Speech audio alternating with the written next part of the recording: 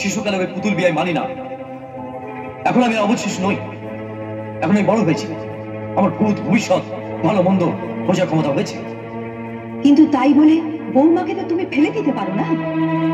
তোমার বৌমা হিসেবে ফেলে দিল, দিদি হিসেবে আমি তো তাকে ফেলে দিতে চাইছি না। দিদি হিসেবে সে সারা জীবন থাকুক। গর্ভ সাক্ষী করে ওর সঙ্গে তোমার বিয়ে হয়েছে, কেন থাকবে সে দিদি হিসেবে?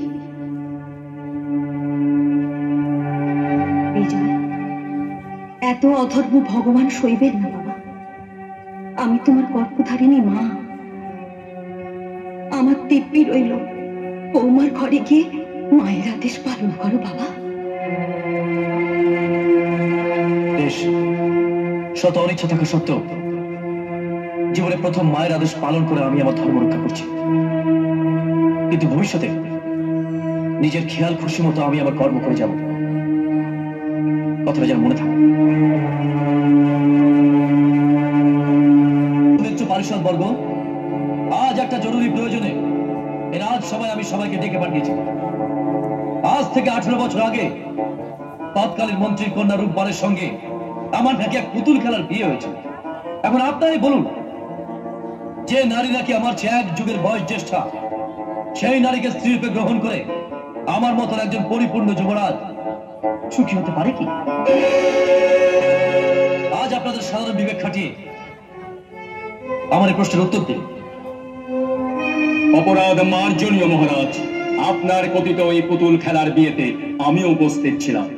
কাজেই আপনার প্রশ্নের উত্তরে শুধু এইটুকুই বলতে হয়, যার দুঃখ কষ্টের বিনিময়ে আজ আপনি আপনার জীবনের ভালো মন্দ সুখ ও দুঃখ উপলব্ধি করতে পেরেছেন, তাকে গ্রহণ করে শুধু সুখী নয় মহারাজ, ধন্য হওয়া উচিত। সেনাপতি, আপনার কাছে ওইসব সস্তা বেকার যুক্তি বাক্য আমি শুনতে চাই না।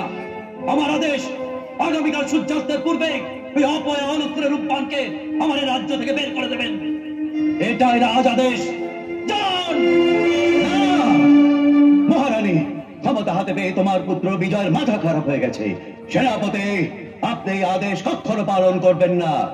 অপরাধ নেবেন না মহারাজ, আমি যে বর্তমান মহারাজার বেতনভুক্ত আদেশের দাস। সেনাপতি, ন্যায় নীতি আর সত্যের পূজারী রাজা বিক্রম রায় চৌধুরী এখনো মরে যায়নি। তার জীবিত অবস্থায় এত বড় অন্যায় অবিচার আপনিও করতে পারেন না।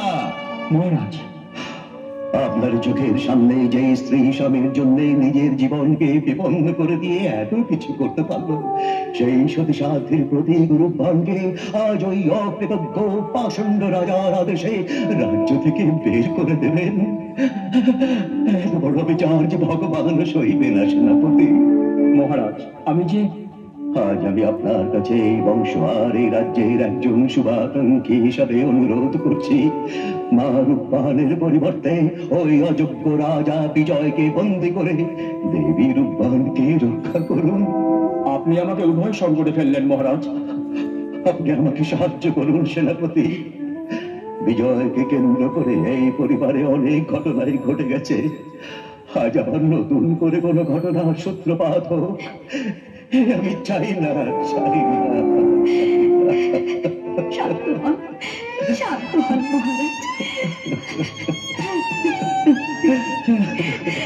বারবার নিষেধ করা সত্ত্বেও তুমি আমার কক্ষে প্রবেশ করলে কোন সাহসে? এই কক্ষে প্রবেশ করার অধিকার একমাত্র আমারই আছে, সেই সাহসে। সাহস, অধিকার? আর মাত্র একদিন পরে তোমার সমস্ত অধিকার আমি এই রাজ্য থেকে চিরনির্বাসিত করে দিচ্ছি, এবং এই মুহূর্তে তুমি আমার কক্ষ ত্যাগ করো। নইলে চাবুকের আঘাতে আমি তোমার পিঠে চামড়া তুলে দেবো। তুমি আমার স্বামী, দেবতা। তোমার দেয়া যে কোনো আঘাতে আমি সয়ে নিতে পারবো। শুধু আমাকে চলে যেতে বলো না, চলে যেতে বলো না। ওসব মায়া কান্না আমার বাবা আমার মন গলাতে পারলো, আমার মন গলাতে পারবে না মায়াবিনী। তাই তোমার সমস্ত মায়ার বেরি ছিন্ন করে আমি আমার চূড়ান্ত সিদ্ধান্ত নিয়ে নিয়েছি, এবং সেই সিদ্ধান্ত অনুযায়ী আগামীকাল সূর্যাস্তের পূর্বেই তোমাকে রাজ্য ছেড়ে চির বিদায় নিয়ে চলে যেতে হবে। তার আগে তোমাকে এই অন্ধকার কারাগারে যেতে হবে রাজপুত। সেনাপতি, বন্দী করুন ওই অকৃতজ্ঞ রাজকুমারকে। সেনাপতি, আজ থেকে রাজ্য পরিচালনার দায়িত্ব আমি পুনরায় গ্রহণ করলাম। যান, এই মুহূর্তে বিজয়কে কারাগারে নিক্ষেপ করুন।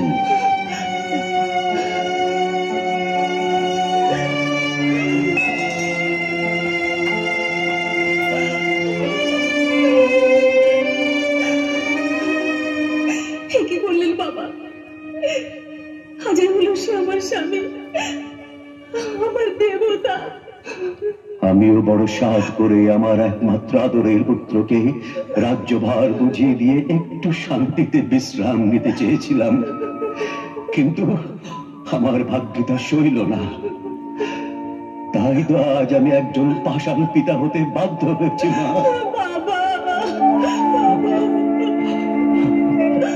ওই অবাধ্য সন্তানকে আমায় একটু শাসন করতে দাও, শাসন করতে দাও মা, শাসন করতে দাও।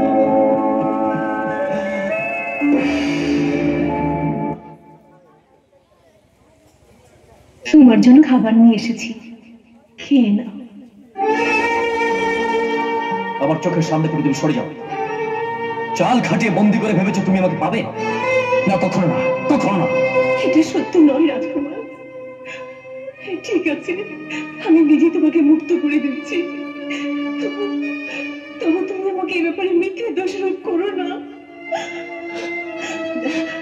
রক্ষী, কারা ফটক খোলো। এ কি বলছেন ছোট রানীমা? খোলো বলছি।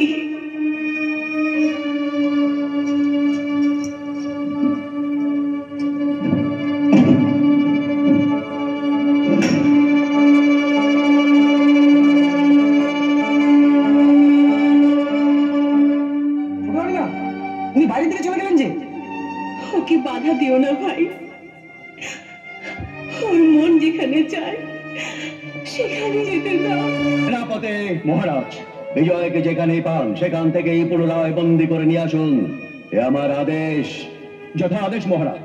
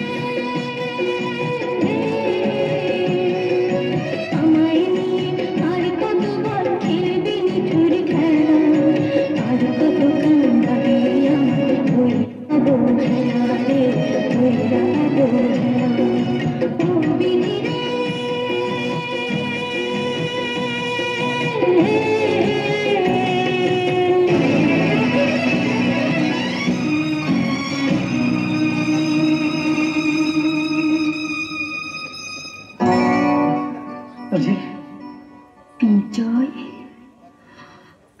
বিজয়, বিজয়, বিজয়, এ কি তোমার অবস্থা হয়েছে বিজয়? এর চেয়ে উপযুক্ত পরিণাম আমার আর কি হতে পারে তাজেল? তোমাকে দূরে ফেলে রেখে চোরের মতো পালিয়ে গিয়ে আমি কি ইচ্ছে ভালোবাসা বেঁচে থাকতে পারি তাজেল? তোমার প্রেমে আজ আমি গৃহ হারা, রাজ্য হারা, সিংহাসন ছাড়া। তাই তো আবার আমি তোমার কাছে ছুটে এসেছি তাজেল। তুমি আমাকে ফিরিয়ে দিও না তাজেল। এ কি অসম্ভব কথা তুমি বলছো বিজয়? তুমি আরেক নারী সারা জীবনের সাধনার ধন, যে নারীদের যুগ ধরে ভালোবাসা দিয়ে কানায় কানায় তোমার জীবন পূর্ণ করেছে, তার আশা আকাঙ্ক্ষা চূর্ণ করে দিলে আমি যে পাপী হয়ে যাবো বিজয়। প্রেম ভালোবাসা পাপ নয় তাজেল। আজ তোমাকে বলতে হবে, এতদিন ধরে যে প্রেমের স্বপ্ন তুমি আমাকে দেখিয়ে এসেছিলে তাকে নিছক অভিনয় ছিল। অভিনয় আমি জানি না বিজয়, তাই তো তোমাকে ভালোবেসেছি প্রাণ ভরে।